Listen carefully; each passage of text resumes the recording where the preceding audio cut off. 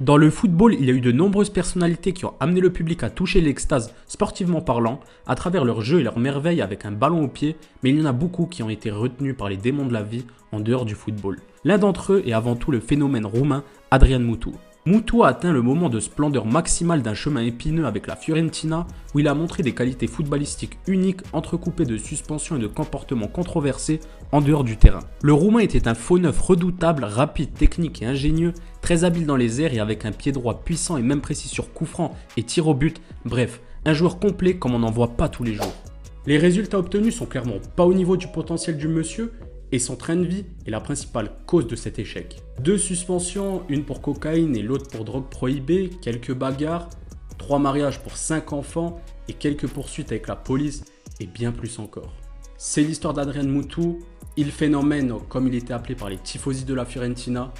C'est parti générique.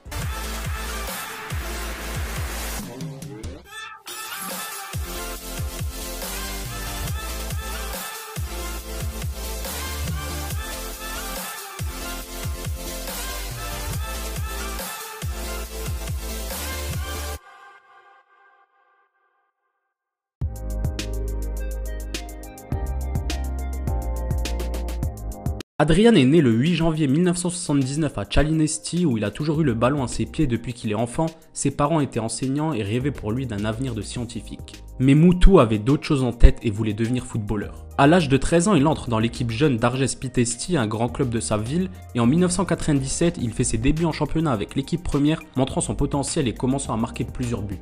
En 1998, il est acheté par le Dynamo Bucarest et en 2 ans, il marque 22 buts en 33 apparitions, remportant la Coupe nationale et le championnat à seulement 18 ans. En janvier 2000, le mythique président de l'Inter Massimo Moratti le ramène en Italie. Mutu accepte sans réfléchir et quitte la Roumanie pour s'envoler vers Milan. Malheureusement, le jeune Roumain n'obtient pas beaucoup de temps de jeu avec les Nerazzurri. Il joue seulement quelques matchs et à 2 reprises en Coupe d'Italie et à la fin de saison, il est vendu à l'Hellas Vérone. Il se relance et dispute 2 excellentes saisons avec le club vénitien. En 2000-2001, il marque 12 buts en championnat. Cependant, Vérone est relégué en Série B. Mais Adrian Mutu devient enfin ce joueur de talent et de qualité que tout le monde à l'Inter l'attendait. Le Roumain ne peut pas ralentir son processus de croissance en descendant d'une catégorie avec l'Hellas, et pour cela, il sera vendu à une équipe ambitieuse qui vient d'embaucher un entraîneur qui se révèle être un amoureux du bon jeu et capable d'élever des jeunes joueurs brillamment, le Parme de Cesare Prandelli. Associé à l'Imperatore Adriano, il fait ce qu'il veut sur le terrain et connaît une saison sensationnelle, marquant 22 buts, dont 18 en championnat, derrière seulement Bobo Vieri dans le tableau des capocannoniere. À Parme, personne n'oublie cette merveilleuse année 2002-2003 où l'équipe a joué un football brillant et a enchanté toute l'Italie grâce à un duo offensif explosif. Le duo est un mélange de technique pure et de puissance, quelque chose qu'ils ne reverront plus jamais à Parme. Parme arrive 5e du championnat et l'avenir du jeune Roumain commence à s'éclaircir. Adrian Mutu a grandi et est prêt pour le grand saut. À l'été 2003, Roman Abramovich, nouveau propriétaire de Chelsea, ramène Mutu à Londres pour lancer le nouveau projet ambitieux des Blues. Adrian commence très fort avec 3 buts lors de ses 4 premiers matchs, mais entame ensuite la première descente de ses montagnes russes. Les performances et les objectifs chutent immédiatement et le caractère effronté et l'envie de s'amuser en dehors du terrain conduisent immédiatement le champion roumain à prendre le mauvais chemin. Chelsea atteint la demi-finale de Ligue des Champions, mais le Mutu de Parme était déjà très loin et a terminé la saison avec seulement 6 petits buts. Il est jeune, naïf et Londres est une métropole impitoyable. En 2004, après 2 jours de la nouvelle saison, il est déclaré positif à la cocaïne. Chelsea le licencie immédiatement et il se voit écopé d'une interdiction de toute activité liée au football pendant 7 mois, plus une amende de 20 000 €. C'était facile de faire des erreurs. J'étais très célèbre, j'allais partout à Londres et ils me traitaient comme des rois. J'étais naïf, j'étais un poulet, déclarera-t-il des années plus tard. Mutu est même exclu par la FIFPro et son nom ne peut donc plus être utilisé dans les jeux FIFA. C'est pour cela que l'attaquant de la Roumanie se nomme Andrei Murgu. Adrian Mutu a rencontré le premier démon de sa carrière, une étiquette qu'il aura du mal à se débarrasser. Mutu déclarera plus tard que son année en Angleterre n'a vraiment pas été facile. Il avait eu un enfant avec sa première femme avec qui il était séparé, vivait seul à Londres, dans une langue et dans une culture qu'il ne connaissait pas, dans lequel il était tombé dans de nombreux pièges. Mutu s'entraîne et attend la fin de la suspension, il est encore jeune et a le temps de se rattraper. La Grande Juve de Capello, plein de champions et de talents, n'a pas manqué l'affaire et l'a signé immédiatement en janvier 2005, mais l'a laissé en prêt à Livourne car il n'avait pas assez de place en tant que joueur non européen. Lors de la saison 2005-2006, Mutu joue comme ailier dans la phénoménale Juve, inscrivant 7 buts et se rendant souvent décisif lors de ses entrées en jeu. Il remporte le Scudetto avec les Bianconeri qui a été revoqué peu de temps après les affaires du Calciopoli, un sujet qu'on traitera dans une future vidéo. Avec la Juve reléguée en Serie B, Mutu choisit la Fiorentina et là commence une folle histoire d'amour entre Florence et il phénomène.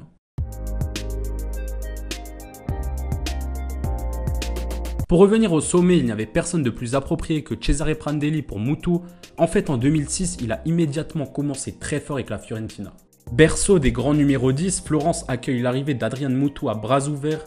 Une ville qui a vu toute la carrière de Giancarlo Antonioni, a admiré les premiers éclairs de Roberto Baggio et a suivi les premiers coups de génie de Manuel Rui Costa, n'attendait rien d'autre qu'un autre joyau à tenir fermement entre les mains. Lors de sa première saison, il marque 16 buts comme son partenaire d'attaque Luca Toni qui a également réalisé plusieurs passes décisives. Ensemble, ils propulsent la Viola à la 5e place qui a écopé d'une sanction de 15 points après le scandale du Calciopoli. Sans pénalité, la Fiorentina aurait terminé 3e du classement mais devra se contenter d'une place en Coupe UEFA. Avec ses performances, il fait directement partie des meilleurs joueurs du championnat en termes de performance et il est déjà le roi à Florence. La deuxième saison, sans Luca Toni, parti à Munich, a été encore meilleure aux côtés du jeune Gianpaolo Pazzini. La Fiorentina termine 4e du championnat et se qualifie en Ligue des Champions et le Roumain a marqué 17 buts prenant la tête des meilleurs buteurs du championnat.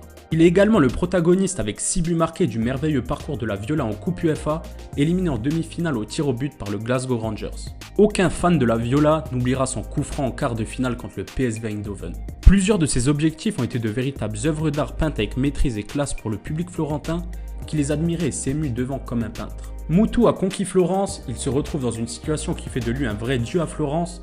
Les fans de la Viola sont de vrais prophètes qui vénèrent ses actions et le suivent partout où il va, car cette Fiorentina dirigée par le numéro 10 roumain a atteint des sommets qui semblaient aujourd'hui impossibles. Pourtant, d'autres démons se sont dressés sur le chemin de Adrian.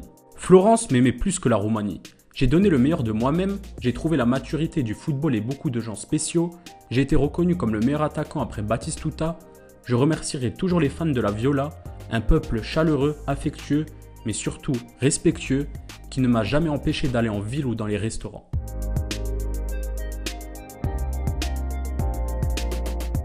À l'été 2008, cependant, les premières frictions surgissent avec le retour des démons du passé.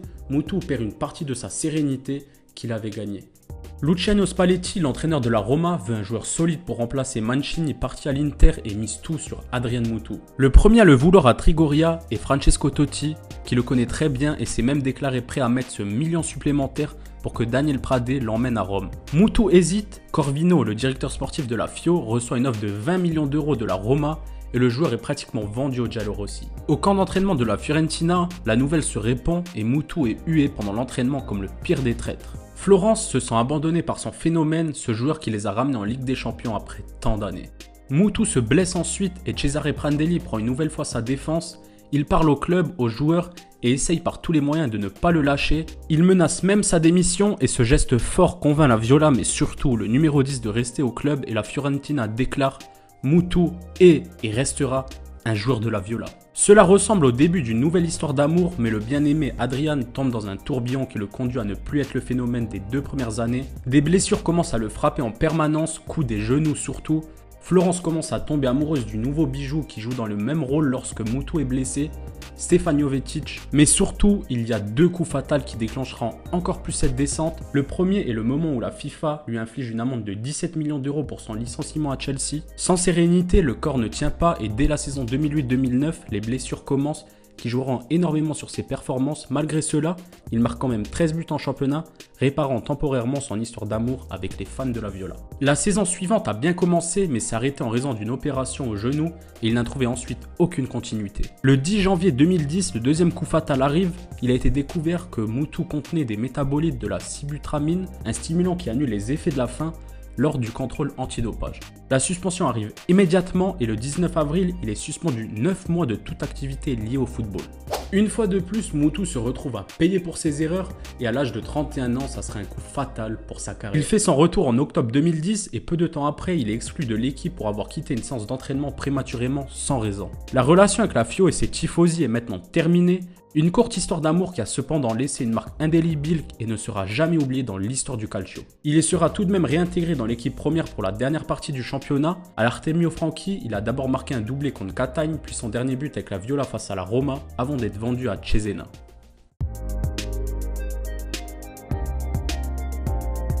Après les adieux à la Fiorentina, commence la phase finale de sa carrière qui a fait son premier arrêt à Cesena où il marque 8 buts.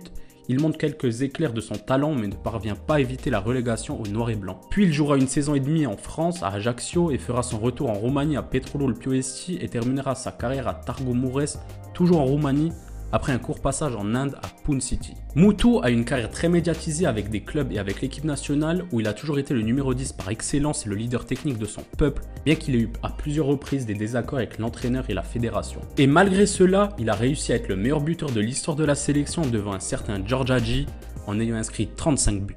Mutu a toujours donné l'impression, derrière ce regard tranchant et à la fois culotté, qu'il n'a jamais pris réellement conscience de ses qualités. Un peu comme s'il s'était installé dans tout ce qui lui arrivait sans se rendre compte réellement de tout ce qu'il pouvait accomplir avec une vie beaucoup plus calme. Et il le dit lui-même, en 2004, j'étais convaincu que je pouvais gagner le Ballon d'Or, j'étais dans le top 10 à l'époque, je me sentais sans égal, je ne sais pas ce qui se serait passé si je n'avais pas eu tous ces problèmes, mais je ne regrette rien. Aujourd'hui, je suis qui je suis parce que j'ai fait ce que j'ai fait, j'ai payé pour mes erreurs et je ne peux pas avoir de regrets.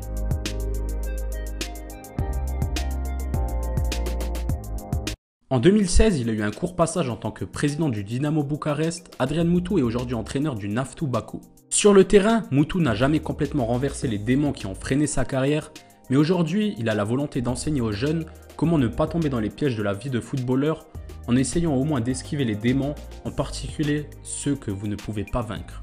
Après avoir été diplômé en droit dans sa jeunesse, il est également diplômé en sciences de la motricité et espère trouver la bonne direction pour son avenir sur le banc, malgré le fait que les premières expériences ne se soient pas si bien passées. Qui sait, peut-être que sa carrière d'entraîneur lui rendra d'une manière ou d'une autre ce qu'il a perdu auparavant.